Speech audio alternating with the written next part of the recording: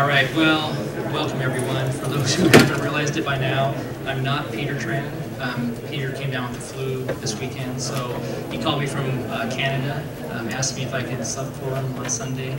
And so I work for Peter at RSA. I'm a senior manager in the advanced cyber defense practice there.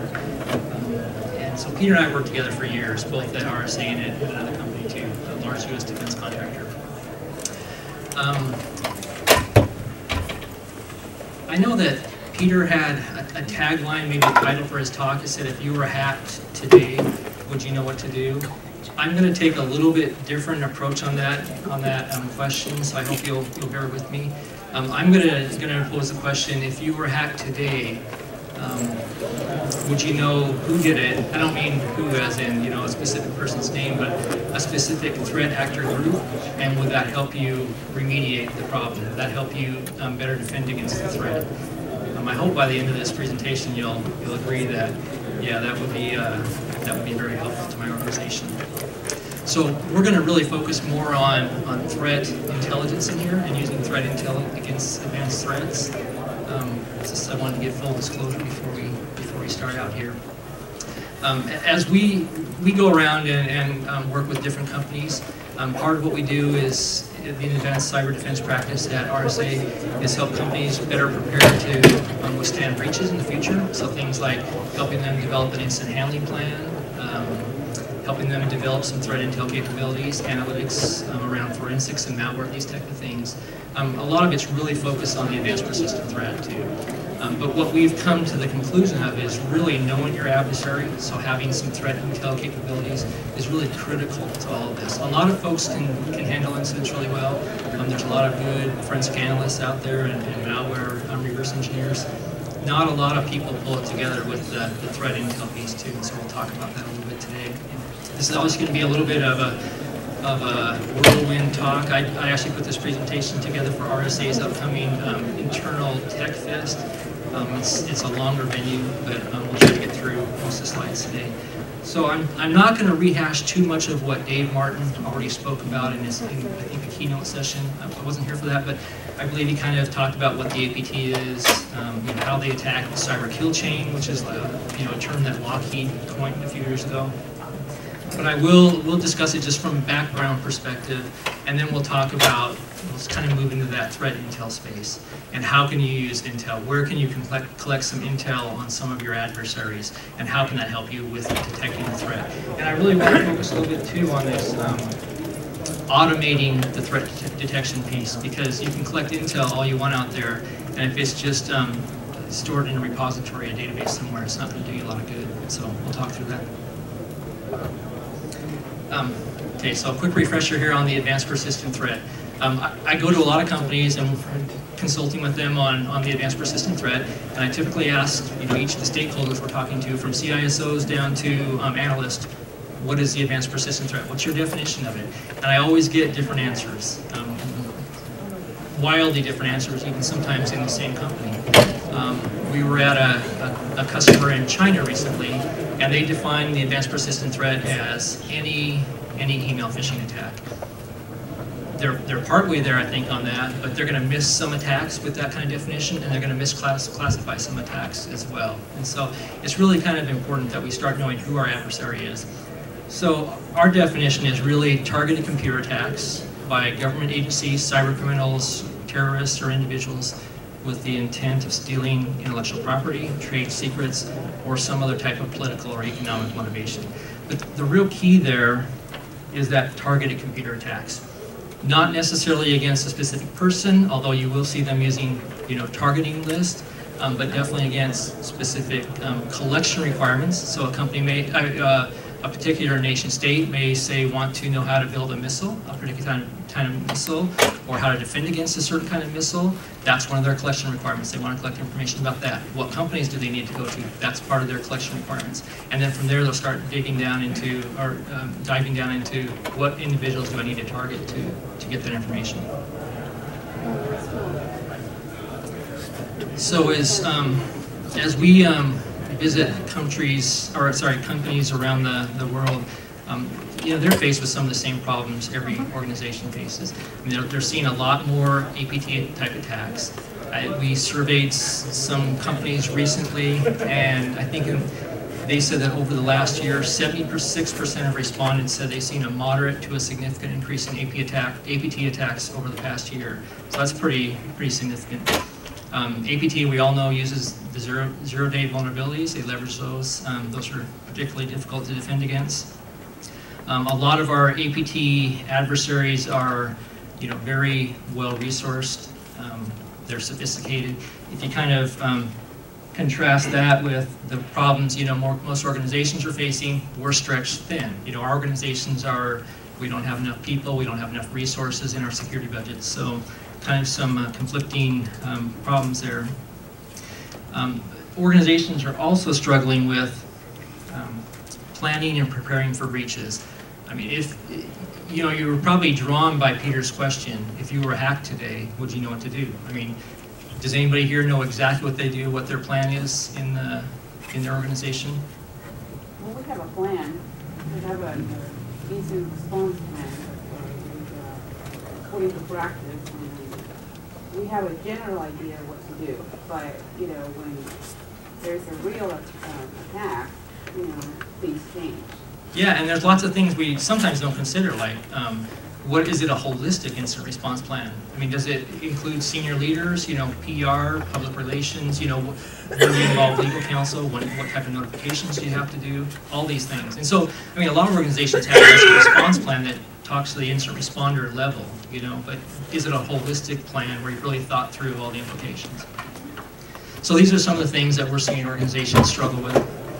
And then obviously, some of the new computer models that we're seeing too, like cloud-based computing, BYOD, things like that. So, as we work with companies, though, one thing we're really trying to do is to get them to focus on taking a more proactive approach to cybersecurity. Part of that comes in through this concept of counterintelligence. That's what we'll focus on for much of this talk. But there's also the things we just talked about too. Do you have a solid incident response plan? Is it optimized for your business? Is it based on your business objectives? A lot of companies have quite a few security tools in their environment. I mean, I can't say, it's usually not for want of security tools, but it's like, are you using them? Are you leveraging to their full capability? And then one of the other things that we help do a lot too, and we help with all these areas, but more and more companies are looking at building out SOCs and CIRCs to try to really have that more enterprise-wide approach, a more formalized approach to dealing with cybersecurity. I'm not going to read this, but the solution really is,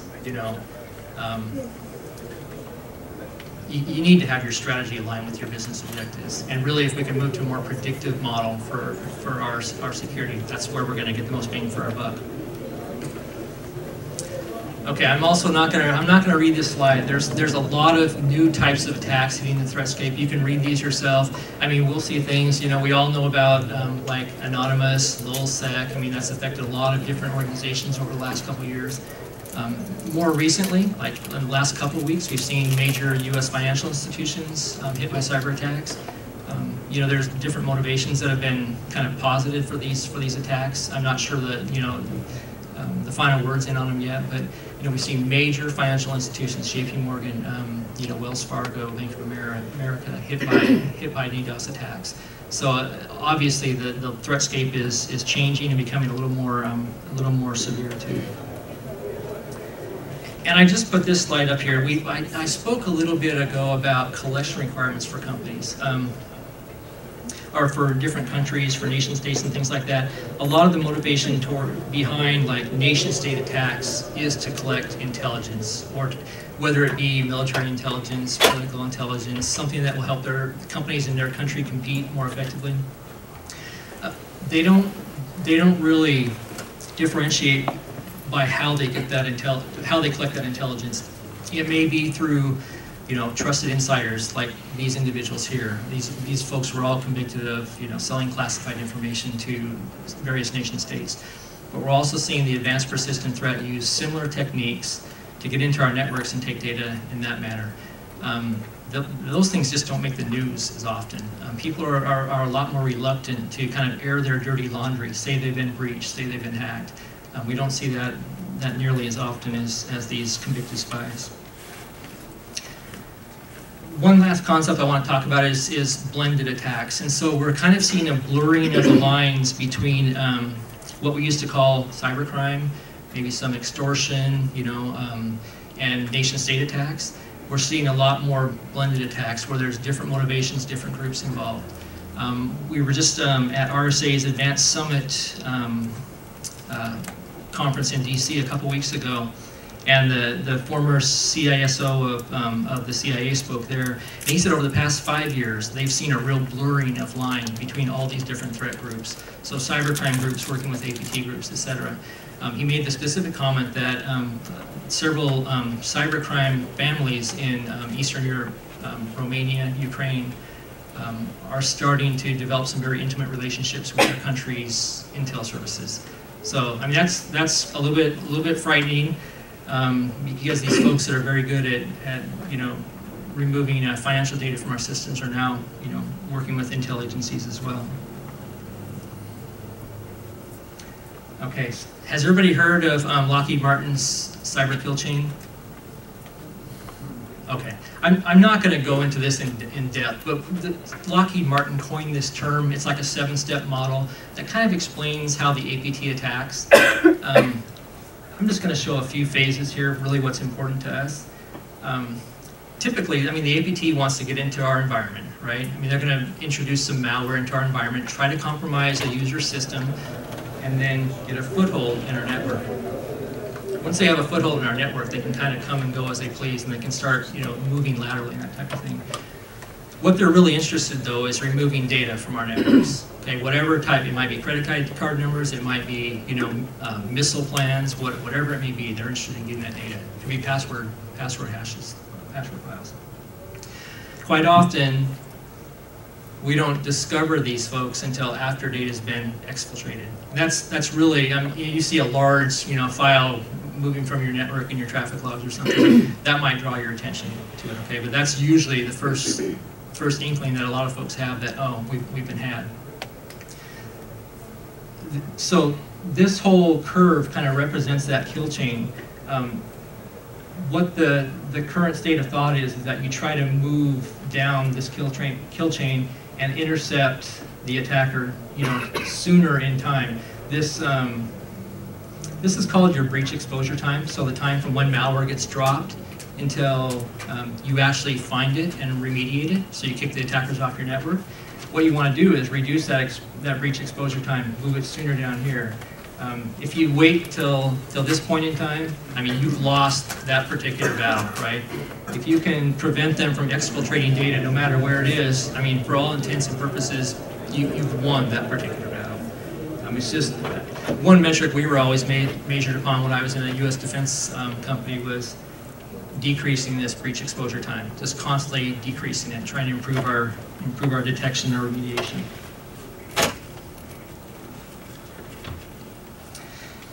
And so this is kind of, it's a little bit of a shock to a lot of security professionals to think this way, because we're kind of schooled to think about defense in depth, a perimeter-based model, right? Keep the bad guys out at all costs. With the advanced threat, you have to assume that they're going to get inside your network. I mean, it's going to happen. That doesn't mean you abandon defense in depth. You don't abandon the perimeter. We're not saying that. You still need all those layers of defense. But realize that some attackers are going to get into your network, and so then what defenses can you put in place to help mitigate that? All right? And Art Covello is one of our RSA's executives, and he's talked about this quite a bit over the last few months. He's actually authored a paper with some other CISOs on this shift from a perimeter-based security model to an intelligence-based model. It's really pretty interesting, and it's a different concept. Again, it's hard for some security folks just to accept, but some bad guys are going to get in your network. What's the number one way that the APT gets into our network? Anybody know? Phishing. Yep. Okay, in what capacity usually? What type of vector would they use? URL link, embedded or Email, you're right. With it's either going to be some type of malicious attachment or malicious link, right, to a malicious download. So that's right, socially engineering. Does anybody here think their users, that none of their users are going to click on a link or open an attachment? We actually did a study in the company I was in before. If you don't do any user awareness training around social engineering phishing attempts, about 20% of your employees will click on a link or open an attachment. Okay, that's pretty high. If you do a pretty aggressive campaign on social engineering, email phishing, what do you think it goes down to? 19.5. Well, we saw about 5%. And you still, a lot of these email attacks from APT are going to be 20 to 100 people. If you send out 100, 5 people have to click on it. I can guarantee 1 or 2 are going to click on it, for sure. So this is a hole in your network. You're never going to keep them out with a traditional perimeter-based defense. We have to shift our thinking. Again, I'm not saying abandon the perimeter. That's not it at all. But Art talks about a risk-based model. So using some typical risk assessments to figure out where do I need to place these additional defenses.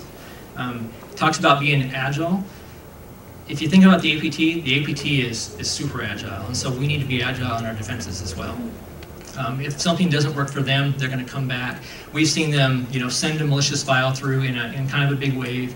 It didn't work for whatever reason. We had JavaScript blocked in our environment or whatever. So then they tweak it a little bit, send it back again in 3 or 4 days. That didn't work for whatever reason. They send it back again in another week. They're persistent. They're going to keep trying to get in. And then probably one of the most important takeaways, I think, probably from the whole presentation is this concept of information sharing. Again, a lot of us are kind of hesitant to share some of the dirty laundry, the fact that we may be breached, we're under attack, or whatever it may be. The U.S. defense community has really started sharing information pretty widely between different peer organizations. So the Boeings, the Lockheeds, and Northrop Grumman's, Raytheons, they have a real-time portal set up that's manned by actual threat malware analysts. And they're exchanging information in real time about attacks that are going on. So if Lockheed is getting attacked by a certain email, it's got a subject with of conferenceattendees.pdf. They might have done some malware analysis on it too, and said it beacons to these 3 command and control domains. And so if Raytheon, Boeing, Northrop, they can go ahead and get ahead of this attack. They can block that particular attachment at their perimeter. They can put blocks in at on their proxies, on their firewalls for these specific C2 domains. We've actually seen attacks blocked at other companies before the attack even came in. This is where the value of information sharing and getting ahead of the threat can really help an organization. It can be a little bit tough to do, and it can actually take some manpower to do this. But you're going to start seeing some big wins too when you actually stop an attack before it even hits your perimeter. I'm not going to spend much time on this. I think folks probably understand what intelligence is and what counterintelligence is. Intelligence is someone wants some information from your organization. Counterintelligence is what you can do to prevent them from collecting that information. But I do want to talk about this. It's really hard to defend against a threat where you don't know anything about them, especially these advanced type threats. And so we're going to talk a little bit about how you can start collecting some information about them, how you can start collecting some information about what they're interested in from your organization, because there's some things that you can kind of anticipate that they're going to go after. So my legal department made me remove a lot of cool slides and stuff. We had actual pictures of threat actors and attribution to certain nation states and things. We had to redact that. This particular, this is a Microsoft Live Spaces blog post. I think Live Spaces got shut down a year ago or something. I'm not quite sure, but at the time, this particular hacker with this pseudonym Gilbert Chaiman. Does anybody work in the APT space at all? Okay, so you might recognize some of these terms that I'm going to throw out, but this particular pseudonym, Gilbert Chaiman, is well known in attacks on the U.S. defense community. He had this Live Spaces account, among other social networking accounts too, he had self-identified here. I had to redact it, but he was a member. He self-identified as a member of a military organization in a particular nation state. There's lots of references to him online. I mean, you can search for him. Just be careful what you click on. I'd be really careful with that. But he is a known threat actor against U.S. companies. We've actually seen him as a toolkit author, and then we've seen some of his code and things too. So, but the interesting thing is here. Then we've also got Microsoft making an acknowledgement to these other two guys, Toonkeeper and SOWHAT, S-O-W-H-A-T. They both have some affiliation with the commercial companies, but they're thanking them for helping remediate a Bluetooth vulnerability back in 2008. These two guys also have been implicated in attacks against U.S. defense contractors. So what we see is really like a blurring of line between white hat and black hat hackers. I mean, it's no different than the U.S. to some extent. You'll see people who are security professionals by day and hackers by night. But we see the same thing in these nation state actors too. The bottom line is there's a lot of different ways of collecting intel on these folks. So you can make use of them. Again, just kind of browse at your own risk. So how do we determine what they're interested or what they might leverage against us in their collection efforts? This probably isn't a surprise to anyone, but after RSA's breach, we were trying to figure out, okay, so what happened? I mean, how did they target us? What type of tools were they using? So we did some friendly targeting intelligence collection on our own company. You can see here that in this particular Google search, we were looking for emc.com addresses, conference attendees in an Excel format here. We got, at this particular time, we got 7 hits, okay? Why would that be useful to an attacker? Pinpoint your target. Yeah, I mean, if they have a list of, let's say there's 100 EMC employees here to go to a conference, okay? They can find that. Now let's say this isn't quite that example, but let's say they find a confidential document, or they find a conference attendee list of the conference. I'm sorry, an agenda for that conference that those folks are going to attend. Do you think they can put together a pretty compelling social engineering campaign to target maybe 20 of those employees? Hey, here's the conference list, the conference agenda. You might want to check this out. Are people going to open that up?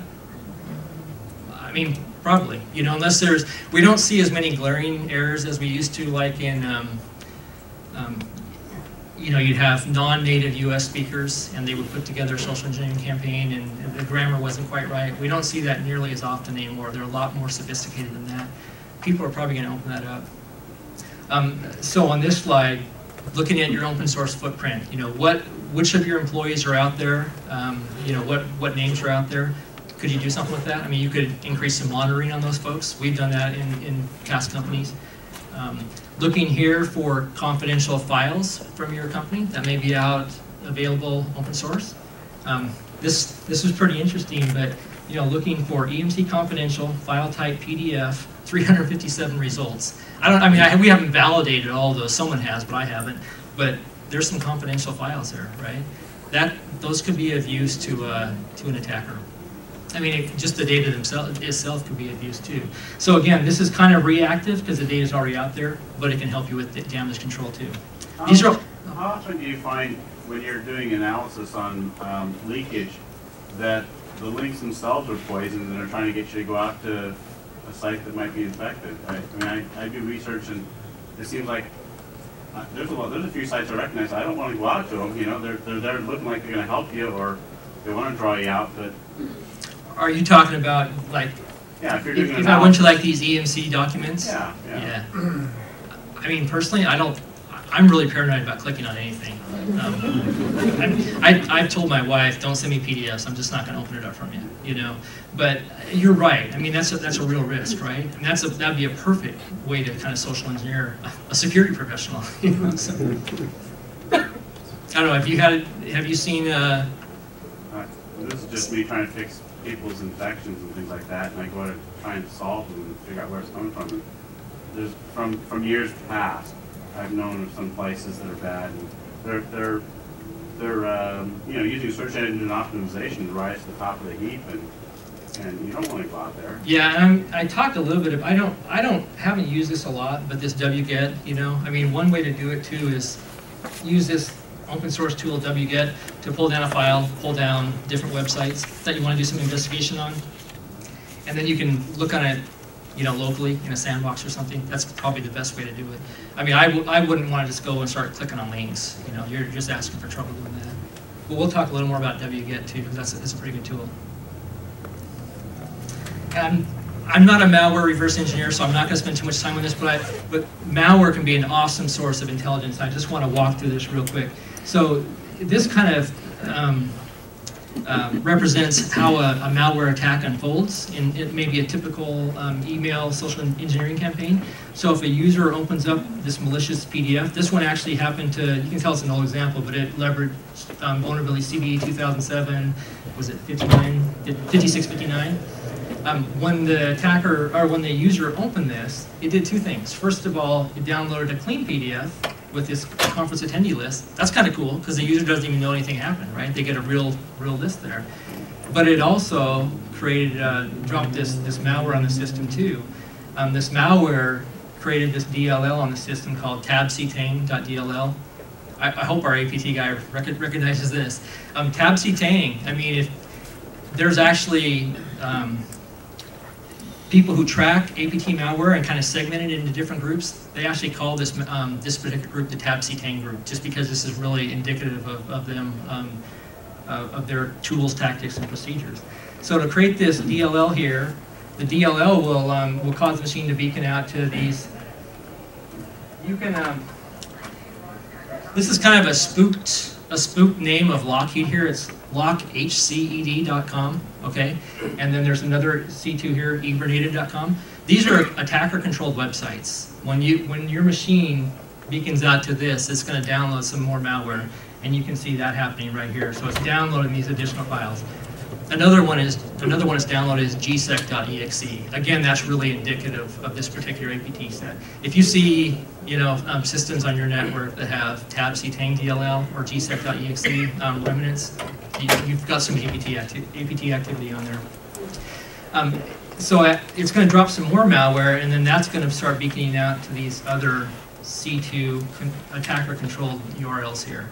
And again, that's how the attacker establishes connection with the compromised system. That's how they transmit commands. That beaconing activity is pretty common. So they're in your network now, right? I mean, the attacker's really got control of some systems in there.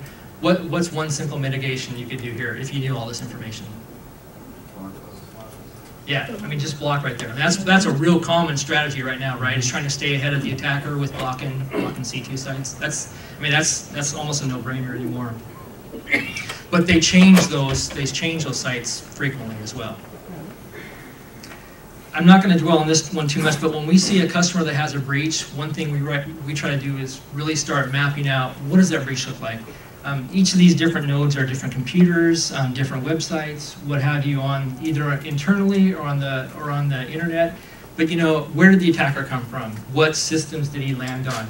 What C2s are your systems beaconing back out to? Just trying to develop a representation of what the attack looks like. And this can be helpful for this attack and understanding it. It can be particularly helpful explaining it to your leadership, your management. It can also be helpful for lessons learned in the future of what can we do to prevent this. So it sounds like you're not just unplugging a machine or whatever. You're watching quite a ways for quite a while. Yeah, I mean, there's lots of different schools of thought on that, right? I mean, I think the first tendency when you see something like this is to probably want to unplug it and just get it off your network. The unfortunate thing with the APT is if you do that, they're just going to find another way in. It's almost better if you think you have some visibility into monitoring things. If you have those capabilities, it's good to watch a little bit and see what are they interested in, where are they hopping to. I mean, obviously, if you see data being exfiltrated, you're going to have to pull the plug, But what always worries me and what's worried my leadership when we were in these kind of situations is pulling it too early, because they're going to find another way in, and you may not have visibility on that way in. So it's a fine line there. How effective are the big name web filter, web proxies at identifying the command and control servers? So I don't have any metrics, but I know that we used to put in, when I worked for a defense contractor, we put in sometimes maybe 150 to 500 new sites a week, and some of those were obviously already in, like we used WebWasher, some of them would already be in there, but not a majority of them by any stretch of the imagination. They'll get in there eventually, more than likely, but are they going to get in there quick enough to really give you the protection? Because, you know, the APT, they're not sitting around. You know, they're trying to get in your network and then moving on to lateral movement and things like that. If you wait the week, the 2 weeks, the 3 weeks it might take to get into the proxies, you know, through their normal updates, you're increasing that breach exposure time way up, potentially like farther than you want to, you know, give exposure to your organization. On that previous question where you leave the attacker connected, are you considering that containment during the attack because you are able to witness and observe where and how they're connected? Or what's the logic behind that? It's just identification, right? I mean, you're just identifying you being attacked. Yeah, and I'm not going to go in, so, you know, I've taken the SANS, GCIH and stuff too, so I know the whole pickerel thing, you know, the response methodology. If you start looking, I heard the guy from Lockheed, Michael Cloppert, speak a couple weeks ago. He's kind of thrown that whole model out the window, and he has like a truncated model now. I'm not going to like go into that right now or anything, but there's got to be some risk mitigation. I mean, some risk balancing there, right? I mean, I am not here to advocate let the attacker stay in your network. I'm not saying that because that's something that you guys need to evaluate yourselves. But I am saying there's risk to pulling it too early, but there's also risk leaving them attached. You know, I mean, you got to really and usually that's well above my pay grade. You know, when I'm in those type of situations. So.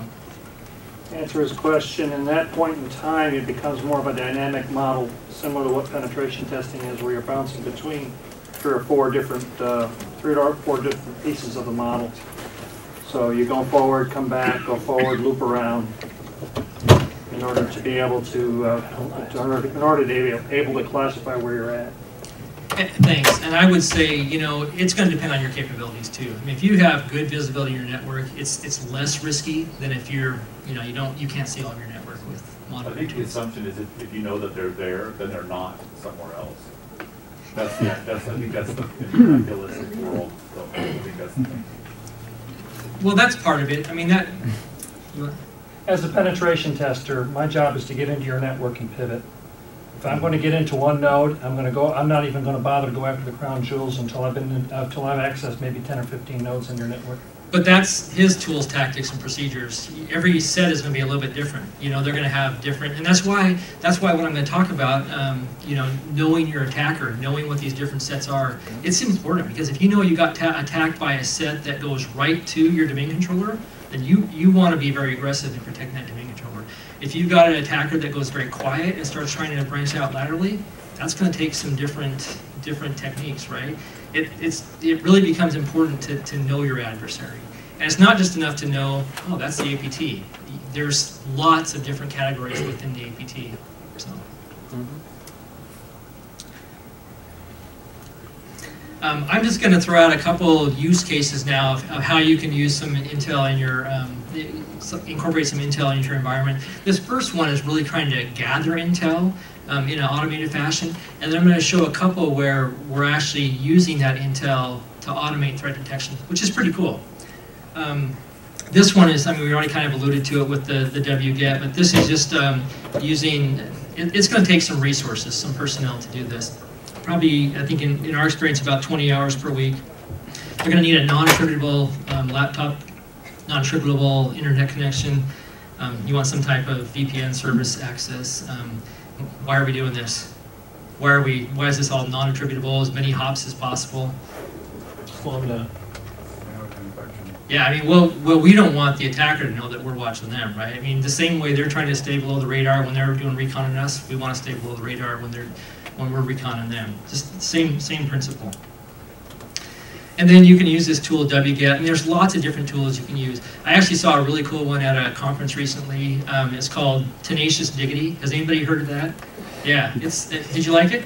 Yeah, they got a whole suite. They Yeah, can do it's all really, kinds of stuff. yeah, it's like a suite of tools, and you can use it for that open source footprinting I said. You can, looking for employees, looking for your name. It was profiled in USA Today. It's freeware. I mean, I have no interest in it whatsoever, but it's a pretty cool tool. But this one is also a freeware tool, wget. A lot of Intel analysts use this. You can pull down a whole site. You can pull down files. This is a safe way to pull down files, put them in a sandbox, and do some analysis on them. You can oftentimes, from these C2 sites, if you pull them down and do some analysis, you'll discover some more intel that might be helpful in profiling your attackers. You can see that in the slides later. I'm not going to go into that. Now, so at EMC, which is the parent company of RSA, we have a CIRC, Critical Incident Response Center, and they have a database where they catalog all of their threat indicators, all their malware analysis, emails, things like that. And this is the front page. It's just a GUI front end for the database. But you can see we're collecting information about intrusion sets, so the names of these different sets, the tools, tactics, procedures of them, indicators that we discovered, malware, emails, so malicious emails. That takes a lot of time because we're sharing information with other companies too, and so we're cataloging all their information in addition to ours. Malicious domains, so the C2s we were mentioning, keep a list of those. Employees is really interesting because you'll see some of the same employees getting targeted over and over and over again if you start tracking this. Where I worked before, we had one guy who worked a remote office in Hawaii. And he was our number one targeted employee in a company of 75,000. He got targeted almost every malicious email campaign, and actually he became our early warning system. He would email us. He'd become pretty adept at actually seeing socially engineered emails, and he'd go, "Hey, I think this might be another one," and send it in, and sure enough, he was our early warning system. It's great stuff. And then we also catalog recon. So if we see, because we're doing some different operations to try to watch what the attackers are watching on our publicly facing internet, if we see them doing that, we'll catalog that. I mean, for instance, if we saw someone from the Asia Pacific region doing some recon on our public website looking for maybe the email lists of our top officers, we would probably, that would trip some alarms. And this is just a page here of a sanitized email phishing campaign. Some of the details we collect here, you can look at that later. But the really cool thing here is a lot of companies now, especially in the defense community where it's more mature in the space of the APT fight, a lot of companies are cataloging what they find from an intel perspective. So they're putting their malware analysis, they're putting their email campaigns and things in these threat portals. What a lot still aren't doing is automating the usage of that. So if I'm entering 100 email campaigns a day or something, and all the indicators that are associated with that and things, I've got some poor intel or incident responder over here. He sees a new email campaign. He's got to start digging through the database. That's not really scalable if you start thinking about it. But if you can take this information and pump it into a SIM and then set up, I'm going to kind of endorse NetWitness here for a minute, okay? But there's lots of tools. But NetWitness has a product called Informer in it. You can actually develop rules that will trip if it sees a particular signature that you've set it up for. If the Informer sees one of those indicators tripped on the network, it'll generate a real-time alert into our Archer incident management system. Or it'll send an email to our SOC analyst, or both. But either way, you're really starting to leverage this information you're storing in your portal. You're starting to generate automated alerts and send them in real time to your analyst. I mean, that's golden right there. That's what we try to get the companies that we work with to do. Anytime you can push alerts to your analyst, you've really increased your security posture quite a bit. You got to keep the data relevant. I mean, upkeep on your database can be, it takes time. I mean, when I used to lead a response team, we pretty much figured on one person 4 hours a day or so just to manage the threat portal. You're going to want to periodically review sites, remove them off the list. You don't want to be blocking business critical sites after they've become, after they've been cleaned up. So you want to have some type of review process too. Now, and this is another acquisition. acquisition of EMC, right? Right, guys? Okay. I'm new to the company, so I don't know all of our acquisitions yet. But Greenplum, I think, was acquired by EMC. Greenplum does a lot of big data analytics. Okay. And one space they're trying to work with is they're working with EMC CIRC and some of our external customers on trying to automate this process of finding anomalous beaconing patterns. I mean, I already mentioned that one way that the APT, a big way that the APT communicates from inside your perimeter to externally is through these beacons. And so they're going to try to beacon to a site that they control and then establish that link. Well, Greenplum is actually trying to use big data analytics, so looking at these huge data stores, you know, your firewall logs, your DHCP logs, and answer some of these questions. You know, is this unusual traffic? Because I mean, do you have a lot of, if you're like most organizations, you're probably a lot of beaconing between systems, right? But what constitutes unusual beaconing? And that's really kind of the tough part right there. Greenplum's working with our team trying to figure out how can we solve this? Because if they can do this, that's really cool. Even if you can just get the false positive rate down to an acceptable level where it's, you know, that's still a pretty cool project. So maybe just watch for more information on that. I just wanted to share a few other approaches on ways that people are trying to automate some of this threat intelligence and incorporate it into automated threat detection, because these are things that you're going to get more scalability as you can do this type of thing. So I used to work for MITRE too. MITRE is a federally funded research and development center for the US government. They're a nonprofit. They develop a lot of really cool things. This particular platform, similar to EMC's threat management platform, it's called CRITS, Collaborative Research into Threats. They started it for internal classification, just like EMC did, internally classifying their indicators or malware analysis, email campaigns, etc. But they've since kind of extended it to make it try to manage that sharing problem, because MITRE shares information with a lot of folks, right? I mean, they work with the government, they're kind of a go-between with industry and things, work a lot with defense contractors. MITRE's actually started licensing CRITS out. I mean, there's no cost to it, you just got to sign some NDAs and things. They started licensing it out to other organizations, and the goal really is, you know, if you have 20, 50, 100 customers on the same platform, you could theoretically start pushing out real-time intelligence, kind of like a virus signature, right? And so everybody's kind of got the same information in their threat repository. Kind of a cool concept. And it takes someone like a MITRE, you know, a really more neutral party to do something like that. One last approach is, and the reason I like this is so some organizations may not be quite as mature from a threat intel perspective. So Georgia Tech, I think, is trying to solve that problem. What they do is, you know, they also do the subscription model, so they get folks to sign their, you know, NDAs and things like that. And then it kind of works like a virus total model, if you're familiar with that. If you get a malicious a piece of malware directed to your company, you can actually send the malware into Georgia Tech. They'll do the analysis, and then they'll sanitize the data and send all the information out to their member companies. Kind of cool. I mean, you don't even have to have malware capability, you know, malware analysis capabilities within your company. So I think this is probably down the line a little bit for maybe organizations that aren't quite there yet, aren't ready to bite off, I want a threat intel organization. You can still get some of the benefits of that too. So I guess the bottom line here is, you know, automated threat detection is challenging, but it's really worth doing too.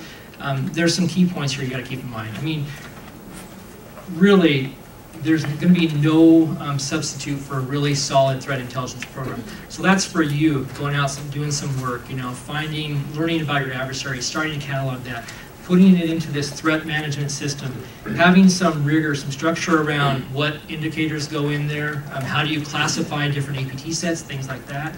And then really, like I said, when you start getting the bang for the buck is when you start automating those feeds, those IOCs, indicators of compromise. You get those into some type of monitoring system, and then you start generating real-time alerts to your analyst.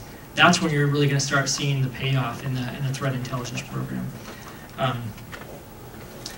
Going back, I guess, to the original question, you know, if you were hacked tomorrow, would it help to know who the attacker is? Would it help to know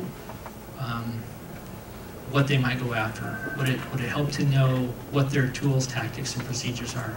I mean, I hope you can see that, yeah, it can be tough to do this work, But this is really, we're talking about advanced threats. It's going to take a more advanced skill set, a more advanced approach to defending against these threats. And that's what we're just trying to show here. I think intel is critical. I'm not an intel person, I'm more of an incident responder. I've resisted the intel draw for quite a while, and then I've really seen the value of it too as we transform organizations. So, I can't stress it enough.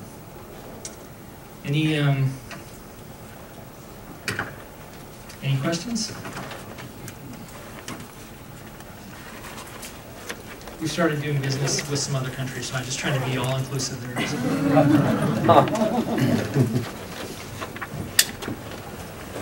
All right, well, thanks. Appreciate it.